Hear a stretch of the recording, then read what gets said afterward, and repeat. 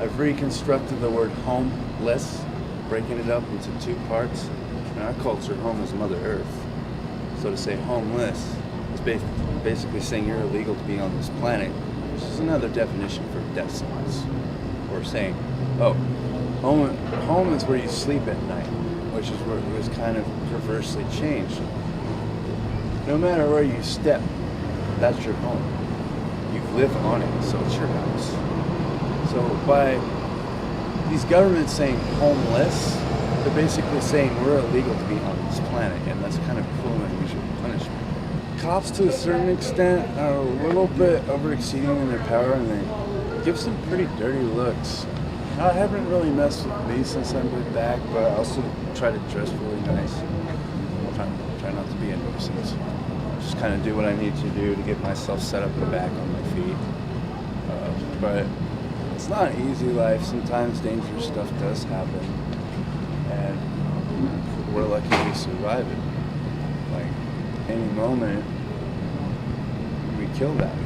You could be down an alley waiting, and somebody come up and beat you to death for your backpack. It's just, it really does happen. There's always that conscious saying, well, what if I wake up and my stuff's gone, then I don't have something to sleep with? Or what if the cops wake me up and slap me with a $575 ticket just for sleeping?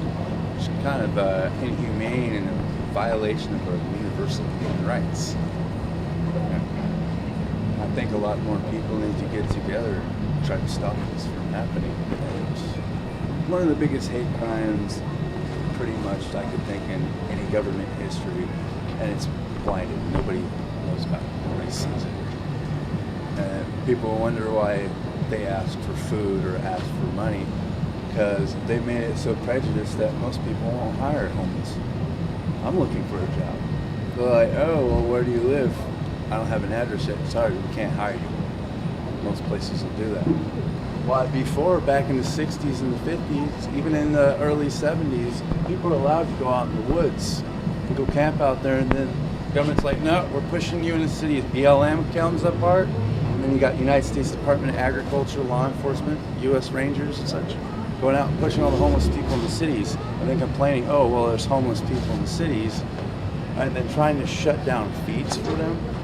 There's a lot of stuff that's being sabotaged, and I mean, we have so many billions of dollars that go into wars in some other country, helping other countries, but as the good old mom saying, you can't help anybody else until you help yourself.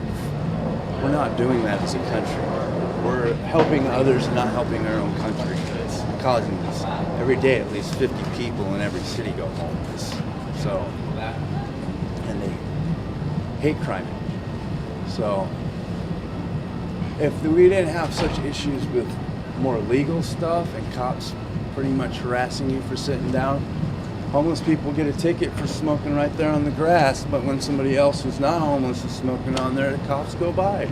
They could drink a beer on there and not get in trouble, but when a homeless person has a beer, they're going to get in trouble for it. So it's a very unjustified system.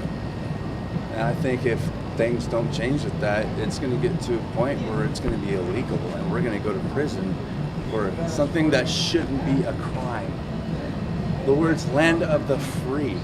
You should be free to go where you please and lay down, as long as you're being a steward to this planet, which is your home, so you're technically not homeless. As long as you're being a steward and not making a mess. I see people out here, they're like, hey, clean up your stuff. By homeless people saying, hey, clean up your stuff. Be respectful for the grounds you're laying on. It's like you wouldn't take a dump in your own pillow, so why would you trash the area? There are those, that trash the areas, and those are people that really should reconsider the way they're treating their own place that they're laying on. But for the most part, a lot of the people out here are trying to keep it clean.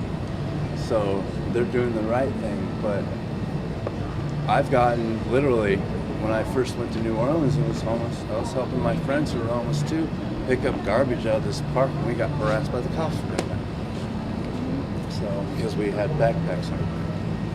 Jesse Archipulva, the bassist from Guar, the original bassist, was our bassist. The one who got killed by LAPD, which they covered it up. They did a good job because Internal Affairs couldn't catch him. But yeah, after, on April 17th, when a 5 o'clock in the morning. They declared him expired when obviously the evidence showed wounds to the back of the head that were like bars, nightstick, the police whoopee bats, exact parameter, everything. Kind of just destroyed the band within a few days. Tough life, but for the most part, we take care of each other. We watch each other's backs.